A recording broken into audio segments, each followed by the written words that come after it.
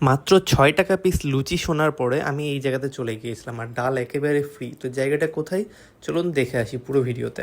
তো ফার্স্টে আজকে সকাল সকাল আমি বের হয়ে গেছি একটু ঘোরার জন্য, আর হচ্ছে যে স্পেশালিভাবে এই জায়গাতে যাওয়ার জন্য। তো যাওয়ার সময় হচ্ছে আমি আমার শালাকে নিয়ে নিলাম, এটা হচ্ছে যে আমার শালা হয়, তো হচ্ছে এর নাম সিজান। তারপর আমি চলে গেলাম রাজশাহী মিষ্টি বাড়িতে, এটা হচ্ছে রাজশাহী গণকপাড়াতে। এইখানে যাওয়ার পরে আমি যতবারই গেছি ভিডিওর উদ্দেশ্যে, ততবার এইখানে ভিডিও করা হয় না, কারণ হচ্ছে এইখানে অনেক ভিড় থাকে সকালবেলাটাতে। এখানে সকালবেলা 7:30 থেকে 9:30 পর্যন্ত হচ্ছে যে নাস্তাটা পাওয়া যায়। এই কারণ হচ্ছে যে এই জায়গাটাতে আমি যখনই যাই না কেন তখন হয়তো বা নাস্তা শেষ হয়ে যায়, আর নাহলে ভিড়ের কারণে আমি ভিডিও করতে পারি না। তো এখানে লুচির প্রাইসগুলো মাত্র 6 টাকা, আর এখানে হচ্ছে ডাল আনলিমিটেড ফ্রি। আপনি জয়টাই লুচি নেন না কেন, প্রত্যেকটা লুচির প্রাইস পড়বে 6 টাকা, আর ডাল একদম পুরোপুরি ফ্রি। তো আমরা ফার্স্টের দিকে 5টা লুচি নিয়েছিলাম, যেটার প্রাইস ছিল 5-6-30 টাকা, ডাল ফ্রি। তো এইখানে লুচির টেস্টটা অনেক বেশি ভালো লাগে আমার, একদম নরম তুলতুলে আর ফুলে থাকে, যার কারণে দেখতে অনেক ভালো লাগে। আর ডালটার টেস্টটাও আমি 100-এ 100 দিব। রিজন একটাই, সেটা হইতেছে যে ডালের টেস্টটা অন্যান্য জায়গাতে যেমন পাতলা থাকে তেমনটা এই জায়গাতে পাতলা না। আর ওভারঅল সব কিছু মিলে আমার এই জায়গার টেস্টটা ভালো লাগে। আর সকালবেলা নাস্তার জন্য আমার মনে হয় বাজেট ফ্রেন্ডলি রাজশাহীতে এর থেকে ভালো অফারের কোথাও নেই। টেস্টের দিকে বলতে গেলে অ্যাভারেজ আমার কাছে ভালোই লাগছে, খারাপও না, অতটা একদম অনেক স্পেশাল কিছু তেমন না। কিন্তু এই বাজেটের মধ্যে রাজশাহীতে আমার মনে হয় না যে এরকম কোথাও কোনো অফার আছে, যার কারণে আমি এই জায়গাটাতে প্রায় আসি স্পেশালি ভিডিও করার জন্য বা টেস্ট করার জন্য। কিন্তু যে বললাম বরাবরের মতো ভিডিও করা হয় না। তো এইখানে লুচিগুলো যখন হচ্ছে একদম ছিঁড়ে খাই, তো মনে হয় যে না, একসাথে 10-15টা খেয়ে নেওয়া যাবে। বাট সকাল সকাল হওয়ার কারণে আমি বেশি খাইতে পারি না, কারণ আমি সকাল অনেক কম খেয়ে থাকি। আমার একটু গ্যাস প্রবলেম আছে, যেটার কারণে কিছুদিন আগে আমার পেট খারাপ হয়ে গেছিলো, সবাই জানেন।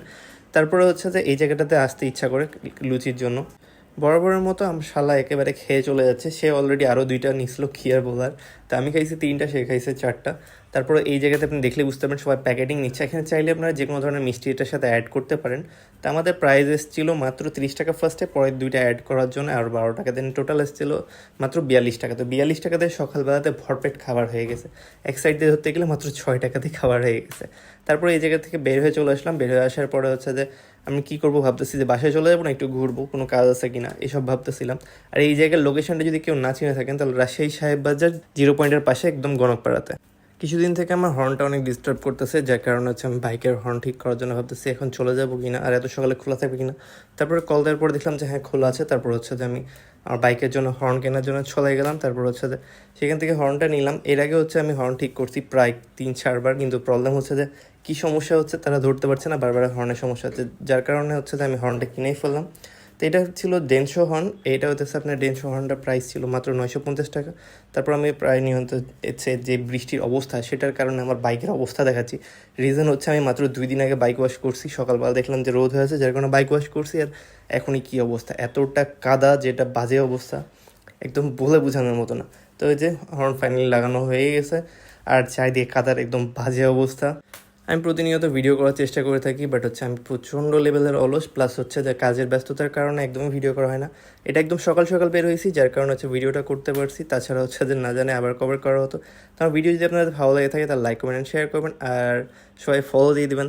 টাটা, আল্লাহ হাফেজ। আর সবাই যদি এই জায়গার খাবার খেয়ে থাকেন তাহলে অবশ্যই আমাকে জানাবেন যে সেই মিষ্টি বাড়ির আপনাদের নাস্তাটা কেমন লাগছে। টাটা।